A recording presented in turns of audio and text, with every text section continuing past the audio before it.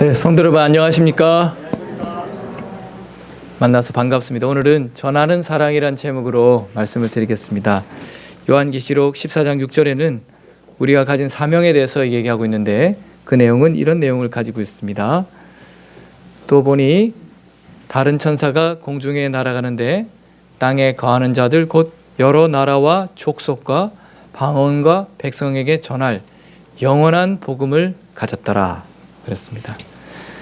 여러분, 우리 교회는 이 말씀 위에 서 있습니다. 우리 재림교회는 사명이 있는데 새 천사의 기별을 전하는 것입니다. 그것은 여러 나라와 족속과 방언에게 전할 영원한 복음이지요.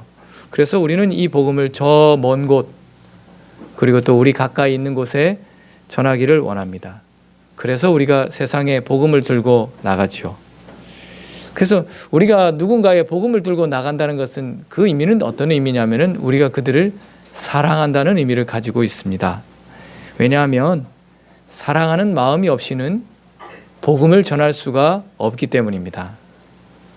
어떤 사람은 말합니다. 그래, 하나님께서 하라고 하시니 나에게는 책임감이 있고 내가 복음을 전하고 전도지를 나누고 그들이 듣든지 안 듣든지 나는 내 할 일을 하겠다. 내 책임을 다한다 라고 말을 하는 사람이 있습니다. 그 말도 틀린 말은 아니에요. 우리가 파수꾼처럼 그들에게 알려야 될 책임이 있습니다. 그런데 이 복음이라는 것은 책임 때문에 전하는 것이 아니에요. 하나님이 때로 우리 인생에 숙제를 주시죠. 그런데 하나님께서는 우리에게 준 숙제를 그저 책임감에 억지로 하기를 원하시지 않습니다. 그런 것을 요구하지 않습니다. 우리가 복음을 전하는 이유는 무엇입니까? 우리가 그 일을 하는 이유는 무엇입니까? 우리의 마음 깊은 곳에 사랑이 있기 때문에 그렇습니다. 사랑 때문에 우리가 그 일을 하게 되는 것입니다.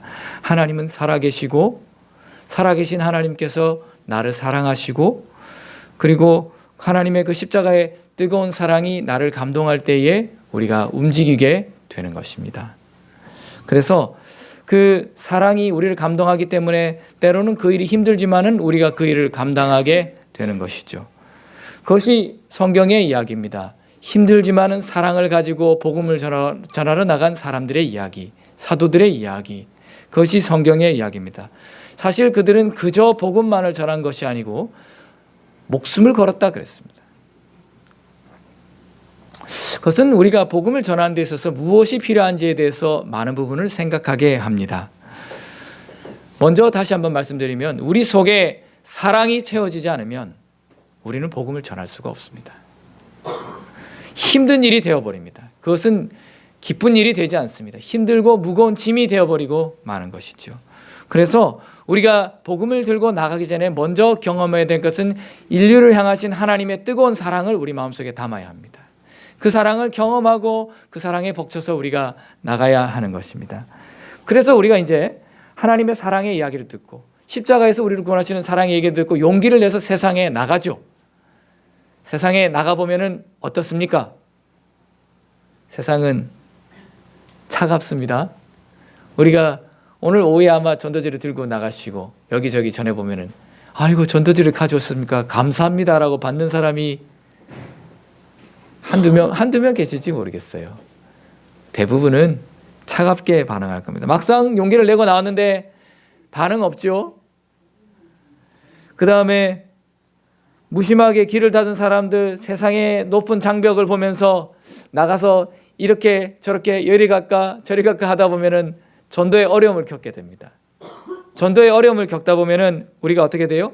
망설여지게 되죠.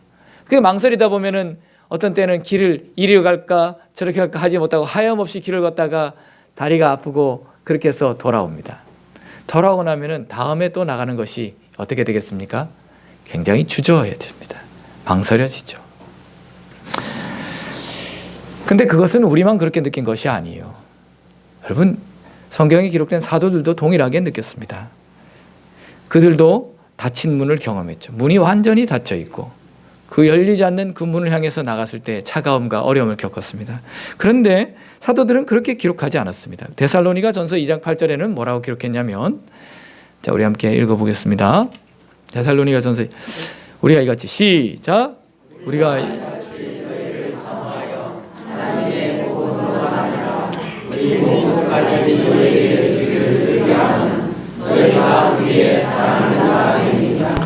내가 복음을 전할 뿐 아니라 내 목숨을 주는 것까지 아까워하지 않을 만큼 내가 너를 사랑한다. 차가운 세상에 부딪혔는데 나가서 차가운 세상에 부딪히면 마음이 움츠러들 만도 한데 그들은 움츠러들지 않았습니다. 차가운 세상 앞에서도 움츠러들지 않고 열정을 가지고 온 세상을 향해서 복음을 가지고 나가된 힘은 무엇인가? 영혼을 정말 아끼지 않고 목숨을 아끼지 않고 나갈 만한 사랑을 발견했기 때문이죠.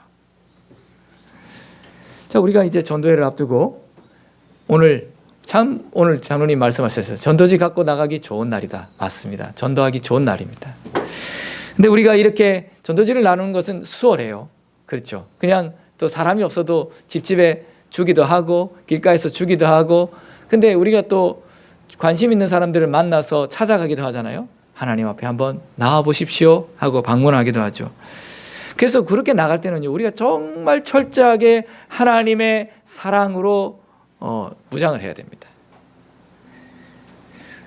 참 사랑이 있으면 그것이 가능해요. 그렇지 않고서는 우리가 할 수가 없습니다. 전할 수가 없습니다.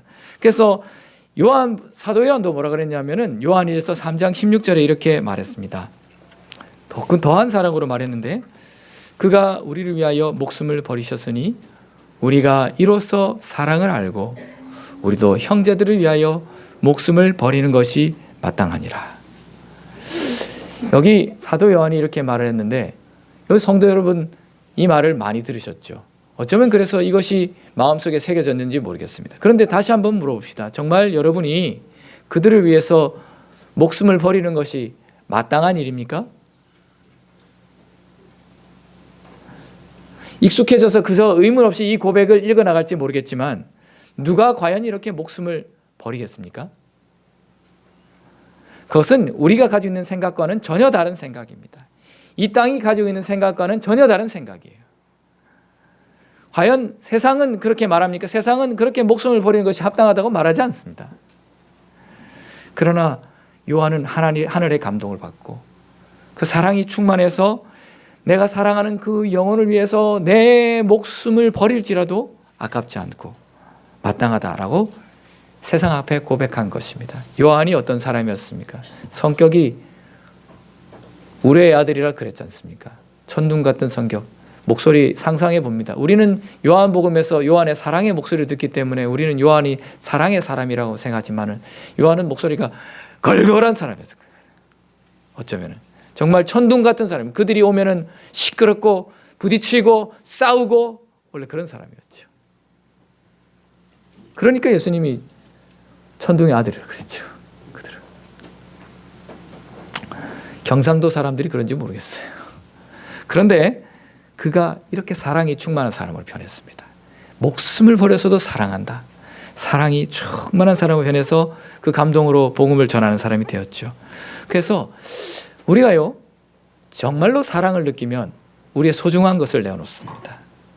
우리의 소중한 것을 아끼지 않고 나누게 되죠. 우리의 자식을 위해서, 우리의 사랑하는 가족을 위해서 수고하는 우리의 아버지들, 어머니들을 보십시오. 자기의 몸을 아끼지 않고 최선을 다하고 있죠. 여기 많은 분들이 그렇게 하루하루를 보내고 있습니다. 희생하고 바치는 것이죠. 무엇이 있기 때문에 그렇습니까? 우리 안에 사랑이 있기 때문에 그런 것입니다. 그래서 우리가 정말 사랑이 있다면, 진정한 사랑이 있다면 목숨까지 내어놓고 할 수 있는 것입니다. 그리고 예수 그리스도께서 우리에게 그런 사랑을 보여주셨죠. 여러분, 그래서 다시 한번 말합니다. 복음을 전한다는 것은 무엇입니까? 사랑을 전하는 것입니다. 이게 안 되면 복음을 전할 수가 없습니다. 전하기가 어렵습니다.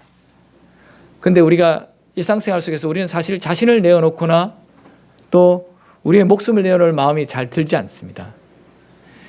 자기를 죽이려고 하지 않아요. 그러니까 복음을 전하러 나가면 문제에 부딪히는 사람들이 덜어 있습니다. 어떤 분이 복음을 전하러 나가가지고 때로는 너무 마음이 답답하고 속이 상해가지고 화를 내고 왔다 그랬어요.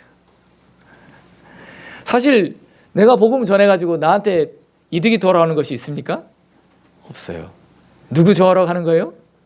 정말 이 좋은 하나님의 복음을 그들이 알아서 좋은 것을 누리려고 하는 것이라고 생각하거든요. 마음속으로 생각하고 자기 좋으라고 지금 내가 말하는 건데 그것도 몰라주고 나를 이렇게 하니까 막 화도 나고 막 그래가지고 어떤 때는 싸우고 오는 사람이 있습니다. 여러분, 복음 전하러 가서 싸우면 되겠습니까? 안 되겠습니까? 그런 일이 덜어 있습니다. 왜냐하면 열망이 있고 그러다 보니까. 그런데 그게 아니죠. 여러분, 아무리 좋은 것도 받아들이기 싫으면 어렵습니다. 우리가 정말 좋은 것을 주려는 마음이 있습니다. 그러나 그 이유만으로 사람의 마음이 변화되거나 움직이지 않아요. 우리가 아무리 좋은 것을 가지고 간다 할지라도 그렇습니다. 무엇이 없으면, 사랑이 없으면 복음은 전해지지 않습니다. 사랑이 아니면 닫혀있는 문들이 쉽게 열리지 않습니다. 세상은 문을 꽉 닫고 있습니다. 한 집사님이 이제 하나님의 사랑을 알게 됐어요. 그리고 하나님의 사랑이 좋아서 주변 사람에게 복음을 전했습니다. 그 사람이 어렵게 교회에 나왔습니다. 감동을 받고 마음을 열고 잘 사귀고 교회에 나왔어요. 그런데 어느 순간부터 안 나오는 거예요. 그러니까 왜 나오지 않을까 마음이 갑갑하겠죠. 그래서 그 사람 집을 아니까 어떤가 만나보려고 찾아갔습니다. 찾아갔는데 집에 가서 벨을 누르는데 아무 대답이 없어요. 돌아왔습니다. 그 다음 날 갔어요. 벨을 누르고 기다리는데 아무 대답이 없어요. 이상하다. 그래서 그 앞에서 기도하고 돌아오고 기도하고 돌아오고 그렇게 몇 주를 갔거든요. 근데 똑같아요. 그래서 너무 이상해서 저 옆에 이웃한테 물었습니다. 혹시 그 집에 이사 갔습니까? 아니면 무슨 일이 있습니까? 그러니까 그 사람은 그 사람요? 집에 있어도 절대 문 안 열어줍니다. 그랬어요. 언제 문을 열어줄 줄을 모르는 그 집을 찾아가기를 한 40일쯤 됐습니다. 그날 문을 열렸는데 누르자마자 문이 열렸어요. 그리고 들어가서 이야기를 나눴습니다. 당신도 참 끈질기게 살아. 뭐 때문에 나를 이렇게 찾아옵니까? 그랬어요. 뭐 때문에 찾아가는 겁니까? 사랑하기 때문에 그렇습니다.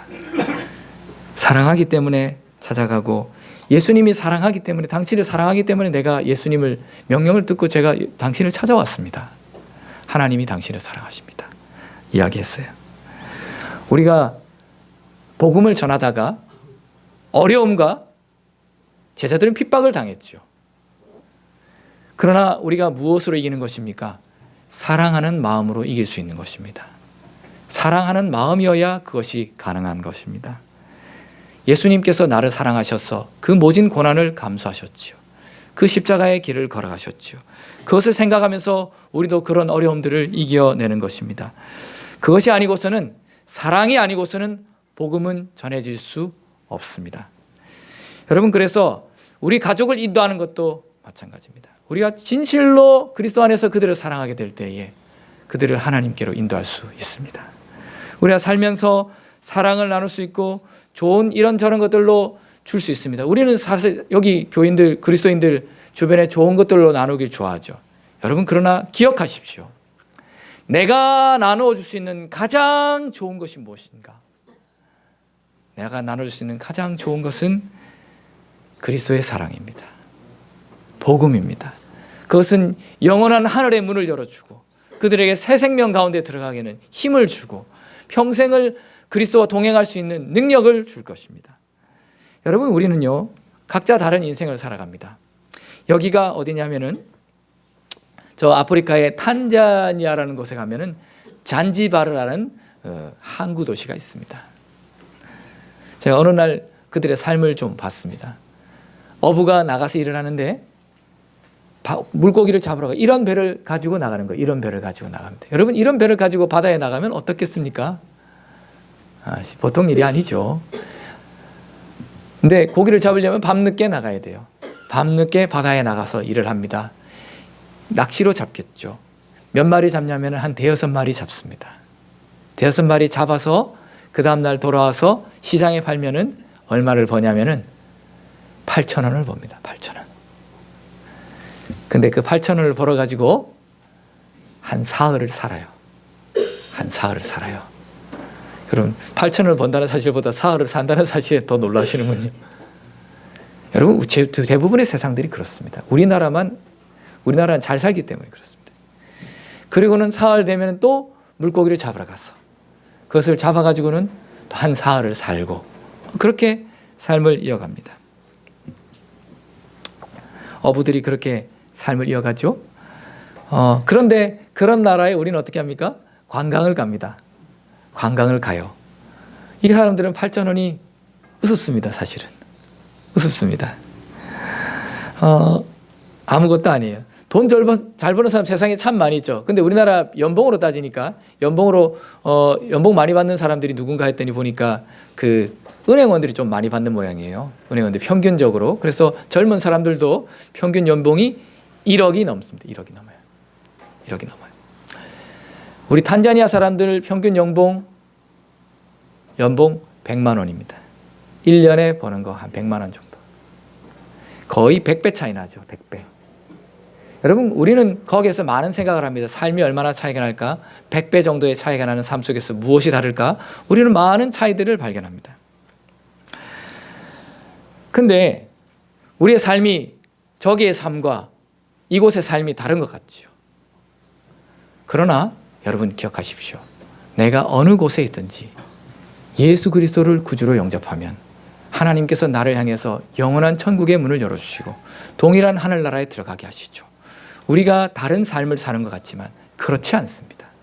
우리가 각자 처해 있는 다른 삶을 사는 것 같지만 하나님께서 우리의 삶을 동일하게 보시고 거기 있는 사람도 소중하게 생각하시고 이런 사람도 소중하게 생각하시고 우리가 하나님께 상급을 받습니다. 영원한 생명이 보장되어 있죠. 우리하고 똑같이 그래서 이런 사람 저런 사람 똑같습니다. 받는 것이. 저기 가면 몽고가 있는데 몽고 가면 사람들이 우리나라 사람들과 생긴 게 똑같아요. 뭐가 달라요? 말이 다르고 사는 게 달라요. 정말 몽고도 가난하게 살죠. 가난하고 어렵게 삽니다. 여러분, 그런데 하나님 앞에서 이 삶과 오늘 우리의 삶하고 어떤 차이가 있을까? 생각해 봅니다. 하나님께서는 우리의 삶에서 무엇을 보실까? 우리는 삶 속에서 많은 것들을 생각합니다. 하나님 앞에서 무엇이 중요한가? 자, 생각해 봅시다. 내가 얼마나 많은 연봉을 받았는가? 내가 하나님 앞에서 얼마나 많은 교육을 받았는가? 내가 얼마나 높은 지위까지 올랐는가? 내가 얼마나 많은 땅을 가졌는가? 아니요. 그것은 차이가 없습니다. 하나님 앞에서 아무 차이가 없습니다. 아무 것이 아닙니다. 그러나 중요한 것은 무엇입니까? 내가 얼마나 많은 사랑을 나눴는가? 하나님께서 보시는 것은 그것입니다. 오늘 우리의 삶에서 하나님께서 무엇을 보시겠습니까? 얼마나 많은 사랑을 나눴는가? 그 사랑이 무엇입니까? 하나님 앞에서 얼마나 많은 영혼들에게 사랑을 나누고 그들을 그리스도에게로 인도하였는가? 그것이 가장 중요한 것입니다. 그렇게 생각해 보면 여기 한 사람의 이야기겠습니다. 세상이 볼 때는 아무 가치가 없는 삶이에요. 그는 30살이 되지 못한 27살의 생애를 마감했습니다. 그리고 27살 나이에 아무것도 제대로 해보지 못했어요. 그렇게 삶을 마감했던 한국 기독교 최초의 순교자 토마스에 관한 이야기입니다. 때가 흥선대원군 3년이었습니다. 1866년 8월이었습니다. 원래 토마스는 영국에서 태어나서 1840년에 태어났습니다. 그래서 그가 1863년에 그가 신앙을 하는 가운데서 내가 저 먼 나라까지서 하나님의 사랑을 전해야 되겠다는 생각을 했었습니다. 그래서 런던 선교회에 문의를 하고 런던 선교회 승인을 받아서 그가 어디로 선교사를 왔냐면은 중국으로 선교사를 왔습니다. 중국으로 선교사로 파상을 와서 그가 생활했는데 쉽지 않았습니다. 그것은 어느 날 중국에서 찾아온 선교사의 말을 듣고 자기가 열정을 가지고 찾아온 것이었습니다. 주님, 제가 지금까지는 이 웨일즈 지역에 있는 사람에게만 복음을 전했는데 하나님, 제가 저 먼 곳에 있는 사람들에게도, 하나님을 모르는 사람에게도 사랑을 나눌 수 있게 도와주십시오. 기도하고 그가 결국 파송 승인을 받고 뛸 듯이 기뻐하면서 그가 짐을 챙겨서 중국으로 왔습니다. 24살에 출발한 선교 사업이 허락하지 않았습니다. 곧 난관에 부딪히고 말았습니다. 아내가 같이 왔는데 1년 만에 죽었습니다. 그리고 같은 선교 본부에 있는 사람하고 갈등이 있었어요. 뭔가 제대로 이루어지지 않았습니다. 그는 곧 선교의 사회를 그만두게 되었습니다. 중국까지 왔으니 어떻게 하겠습니까? 그가 중국어를 약간 배웠겠죠. 그래서 통역일로 어디에 취직을 했습니다. 그래서 중국에서 생활을 하고 해상 세관에서 일을 하고 있었습니다. 정말 너무나 불행한 일들을 겪으면서 모든 것을 잊고 일에만 열중하고 싶었어요. 근데 우연히 누구를 만나냐면 조선인 동지사를 만났습니다. 동지사는 뭐냐면은 동지 때가 되면은 중국에 그 좋은 것을 들고 찾아오는 사절이에요. 조선인 동지사를 만났습니다. 공물을 가지고 오는데, 근데 조선 사람의 이야기를 듣는데 이 조선에서 예수를 믿는 사람들이 핍박을 당한다는 이야기를 확 들었습니다. 그들은 믿음을 지키다가 죽임을 당했다 소식을 들었습니다. 흥선대원군 시절이었습니다. 근데 그 말이 내 일 속에서 사라지지가 않았어요. 내가 가보지 못했던 조선, 그래, 내가 거기를 가봐야 되겠다. 나의 선교지는 이제 조선이 다시 그의 마음속에 선교의 불꽃이 타오르기 시작했습니다. 죽어가는 그들에게 내가 복음을 전해야 되겠다 생각했습니다. 그러면서 그가 조선을 찾았죠. 처음 찾아서 한국말 떠듬떠듬, 저는 옛날에는 뭐라 그랬냐면은 한문을 하니까 야소교라 그랬습니다. 예수교라 안 하고 야소교라 그랬어요. 저는 야소교 목사입니다. 이 책은 야소교의 책입니다. 이 책을 받으십시오. 하고는 책을 전하고 그 정도 할 수 있는 게 다였죠. 사람들이 어머 코쟁이 어떻게 우리나라 말을 하지? 그러면서 책을 받아가지고 그렇게 갔습니다. 그리고는 그가 백령도 부근의 섬에 가서 약 200권의 책을 전했습니다. 지금도 여러분이 백령도에 가시면 백령도는 기독교 전통이 굉장히 강합니다. 그것은 아마도 이 토마스의 영향이 굉장히 크리라라는 생각을 해보게 됩니다. 그리고 이제 그가 중국에 다시 돌아갔을 때 동지사 박 교수가 그에게 와서 서로 얘기하면서 호의를 베풀어주고 내가 평양에 오면 잘해주겠다. 서로 이야기를 하고 왔는데 이제 박 교수가 가는데 어떤 수줍어하는 한 사람이 와가지고 그에게 종이를 딱 주고 서 있는 것입니다. 종이를 딱 읽어봤더니 뭐라고 써 있냐면은 이 사람이 대답을 못하고 도망을 갔어요. 그래서 이게 뭔가 하고 그 종기를 펴서 읽어봤는데 하나님 감사합니다. 거기 뭐라고 써 있냐면은 백령도에서 뿌렸던 야소교 책을 좀 더 구해서 우리에게 주십시오 하는 기별이 종이가 적혀 있었습니다. 토마스의 마음에 불이 타올랐어요. 내가 성경책을 더 준비해가지고 그들에게 가져다 줘야 되겠다 생각을 했습니다. 그리고 그가 이제 다시 런던 선교회에 연락을 하고 이제 정식으로 조선 선교회 허락을 받았습니다. 그래가지고 자기가 이제 그 다음에는 조선으로 가는 배편을 기다리는데 프랑스 배편을 기다리는데 뭐가 안 됐습니다. 그렇게 하다가 그가 빨리 가고 싶은 마음에 만난 배가 무엇이었냐면은 제너럴 셔머너였습니다. 여러분 역사를 아시는 분은 제너럴 셔머너가 어떤 결과를 겪었는지 아시죠? 제너럴 셔머너는 무장선이었습니다. 상선이기도 했지만 완전 무장이 되어 있었습니다. 제너럴 셔머너가 미국 수속의 배로 왔을 때에 그들이 온 의도를 흥선대원군은 받아들이지 않았죠. 근데 그는 이제 이런 배를 할지도 내가 조선에만 갈 수 있으면 좋겠다고 그가 통역을 자처해가지고 이 배에 갔습니다. 런던 선교에서는 우려했습니다. 무장한 배를 타고 가는 것이 위험할 것이다 생각했는데 제너럴 셔머너가 그래서 와서 우여곡절 끝에 이렇게 하다가 양각도에서 좌초가 되었죠. 양각도에 모래톱에 걸려서 좌초가 되었습니다. 좌초가 되니까 정말 화난 조선 군사들이 다 벌떼같이 달려들어서 불을 던지고 난리가 났습니다.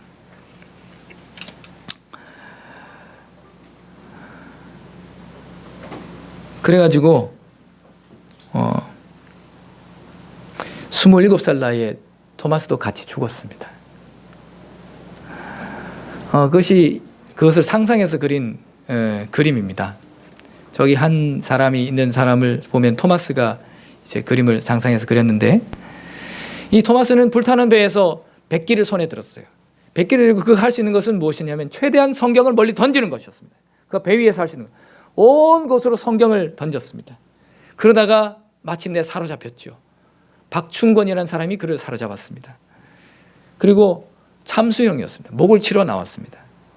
그는 기도하고 최후를 맞이했는데 그 당시에 대한 기록이 이렇게 나와 있습니다. 박충권이 뭐라 그랬냐면, 내가 서양 사람을 죽이는 중에 한 사람 죽인 것은 지금 생각할수록 이상한 감이 있다. 내가 그를 찌르려고 할 때에 그는 두 손을 마주 잡고 무슨 말을 한 후에 홍포의 책을 가지고 웃으면서 나에게 받으라고 권하였다.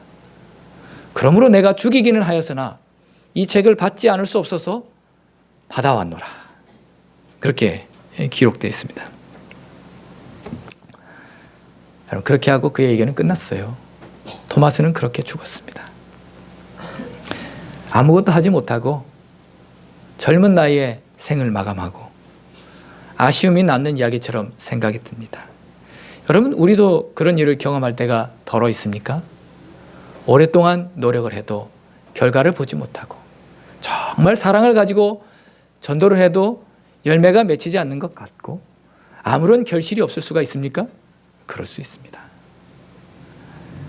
어쩌면 내가 죽는 날까지 별다른 일을 보지 못할 수도 있습니다.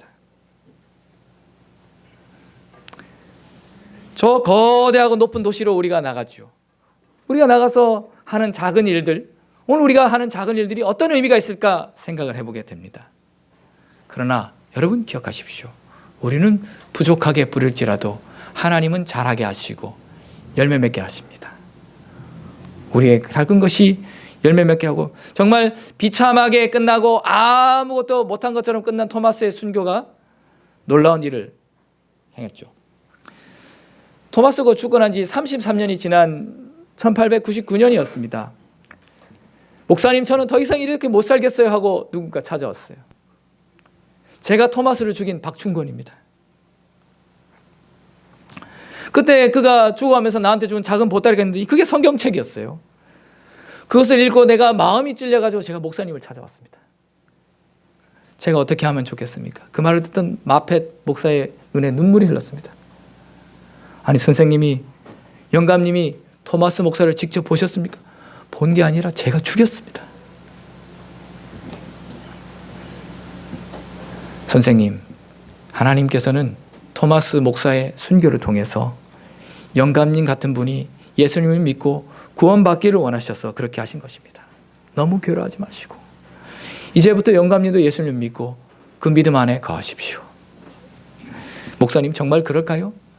그때 셔머노가 불타는 가운데서 여러 성경책을 던졌는데 그 책을 읽고 믿은 사람들이 많습니다. 그 중에 어떤 사람이 있었는데 이 마펜 목사도 봤다는 거예요. 어느 여관에 갔는데 벽이 전부 다 성경책으로 도배가 되어 있는 거예요. 알고 보니까 이 토마스 목사가 그때 500권을 준비했습니다. 500권을 준비해서. 그래가지고 막 던졌는데 그 박영식이라는 평안감청 경비가 뭐 옛날 당시에 도배지가 어디 있습니까? 그렇죠?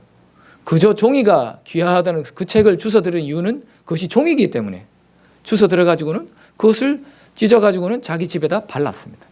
착착착착 발랐습니다. 그리고 나중에 이제 최치량이라는 사람이 그 집을 샀는데 그 사람이 여관을 했어요. 근데 여관에 온 사람들이 누구 벽에 보면 뭐가 보여요? 글이 보이는 거예요. 그래서 거기서 그 성경을 보고 읽어보고 회심한 사람들이 많았다 그랬습니다.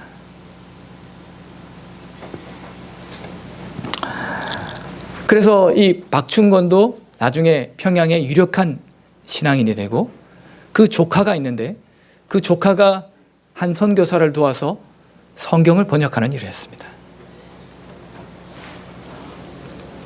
이게 최치량이 했던 집이고, 그리고 널따리 교회의 기초가 되었다라고 이야기하고 있습니다.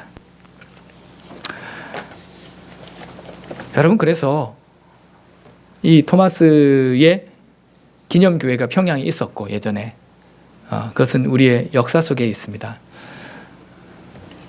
오늘 내가 여러분 어떻게 하나님 앞에 나오게 됐을까? 전하는 이가 없이 어찌 들으리요? 전하는 이가 없이 어떻게 그 말을 알 수 있겠습니까? 우리도 누군가 나에게 전해 주었기 때문에 그 말씀을 받고 우리가 하나님 앞에 나올 수 있습니다. 우리가 전도하면서 처음 감사한 것은 내가 하나님 앞에 있다는 사실에 감사합니다.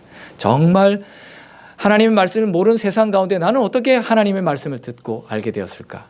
감사하게 되죠. 그리고 우리가 하게 됩니다. 우리도 특별한 은혜 가운데서 있는 것입니다. 그래서 우리가 그 특권을 가지고 우리만 가지고 있으면 어떻게 해요? 우리는 그 가운데서 그냥 무너집니다. 유대인들이 그러했습니다. 하나님께서 특별하게 부르셨으나 그들이 그 특권 가운데 그냥 휩싸여서 아무것도 하지 못한 채 끝나고 말았습니다. 그러나 여러분, 오늘 하나님께서 나에게 귀한 것을 주셨을 때, 그 사랑이 나에게 있을 때, 오늘 하나님께서 그 사랑을 나에게 부어주실 때 그 사랑을 가지고 세상에 나누십시오. 하나님께서 오늘 나의 삶을 주셨는데 나의 삶 가운데 소중한 기회를 주시고 우리를 부르셨습니다. 오늘 우리가 여러분이 전하는 일에 혹시 개인적으로 시간이 안 되시면 여러분이 몇 장을 받아서 여러분 집 주변에라도 나눠주십시오. 그래서 꼭 동참하시고 하나님의 일을 감당하게 되길 바랍니다. 예수님께서 그 사랑을 다 하셔서 우리를 부르시고 인도하셨죠. 자, 요한계시록 14장 6절은 이렇게 말합니다. 다시 한번 읽어보겠습니다. 시작. 또 보니 다른 천사가 공중에 날아가는데 땅에 가는 자들 곧 여러 나라와 족속과 방언에게 전할 영원한 복음을 가졌더라. 여러분, 그 영원한 복음이 우리에게 있습니다. 그리고 이것은 방언과 백성과 족속에게 전해져야 할 영원한 복음이고 우리가 가지고 있는 사명입니다. 사랑하는 성도 여러분, 오늘 여러분에게 그런 귀한 사랑의 사명이 있다는 사실을 기억하십시오. 기도하고 나아가십시오. 기도하고 나가는 가운데 하나님께서 우리 가운데 희생의 열매를 맺히게 할 것입니다. 그리스도의 고난과 그분의 희생이 무엇인지 우리가 다 알지 못하지만 우리가 조금이나마 간접적으로 체험하고 그분의 겸손하심, 자기를 죽이심, 자신을 버리심, 비우시고 사랑을 나누신 그 사랑에 우리가 동참하게 될 것입니다. 여러분, 오늘 여러분의 마음 가운데 하나님의 사랑이 충만하게 되기를 바랍니다. 우리 인류의 길을 인도하시는 하나님의 사랑이 우리의 마음을 인도함으로 우리가 하나님을 따라서 그 믿음의 길을 걷고 주의 은혜를 따라서 고백할 수 있게 되기를 바랍니다. 오늘 요한은 이렇게 고백했습니다. 오늘 이 요한의 아름다운 고백을 보면서 우리가 마무리하도록 하겠습니다. 그가 우리를 위하여 목숨을 버리셨으니 우리가 이로써 사랑을 알고 우리도 형제들을 위하여 목숨을 버리는 것이 마땅하니라. 이것은 요한의 진실한 고백이었습니다. 오늘 여러분의 소중한 것을 우리의 형제와 사랑하는 사람을 위해서 나눌 수 있게 되기를 바랍니다. 가장 중요한 일을 하는 사람, 하나님께서 귀하게 보시는 사람, 그런 사람들이 되는 우리 모든 36 부산병원교회의 가족들이 되시기를 간절히 바라면서 말씀을 드리겠습니다.